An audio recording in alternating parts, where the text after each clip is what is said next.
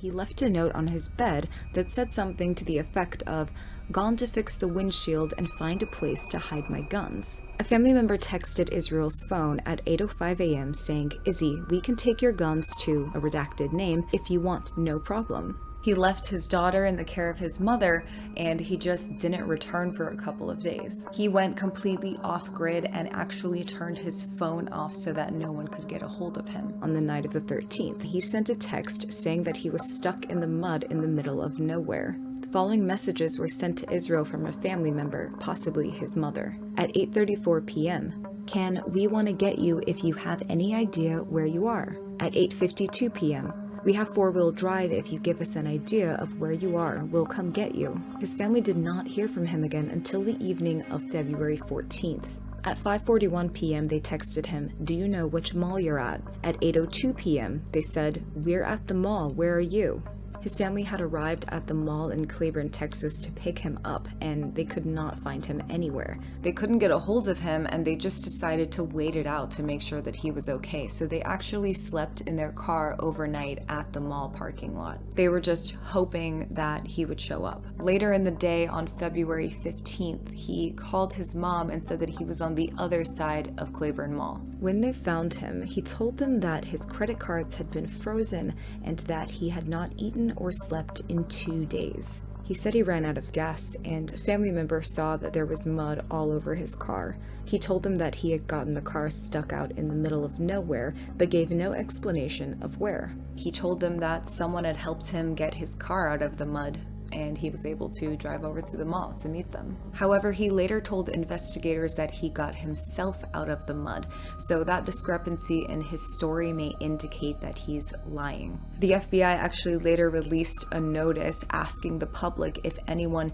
knew any information on someone who could have helped Keyes get his stuck car out of the mud. I just remember I couldn't get through to him.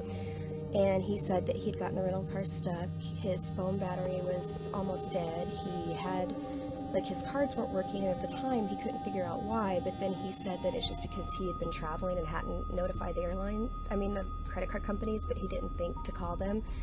So, I don't know, it was just like a big mess, and he couldn't afford to fly back, but his family came to get him, give him money for gas so he could get gas, and he redid his flight for the first day that wasn't crazy expensive, because the first few days after were too expensive.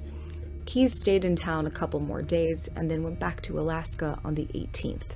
The situation was very worrisome for his family and also mysterious. He described himself as being excited and full of adrenaline while in Texas. He also admitted that after killing Samantha Koenig, he felt totally out of control. So there's a lot of speculation that he may have killed somebody in Texas. 58-year-old James Tidwell, aka Jimmy, went missing after work. He had long, wavy, chestnut brown hair and could often be seen wearing a white hard hat. He was married with 2 kids who were now full grown, and Jimmy was last seen 2 hours outside of Dallas in Longview, where he worked the night shift as an electrician, and he'd been working there for about a decade. James lived with his wife Carol in a cabin that they were building in Rust County. He left work at about 5:30 in the morning and then disappeared. He was never seen again. Tidwell's Ford pickup truck was found 5 miles from his house, and his glasses were in the car, but his cell phone, wallet, and keys were gone. He did not miss work.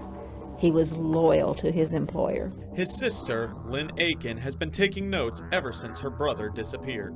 It helps me keep things in chronological order. It also helps me to relieve the stress. According to her and authorities, February 15th, 2012 was the last time Tidwell had been seen. His case has been connected to Keyes because after he went missing, Keyes robbed a bank and he wore a white construction hat just like the one Jimmy had. It has been speculated that Keyes cut Jimmy Tidwell's hair and taped it into a hard hat to make it look like he had longer hair when he robbed a bank.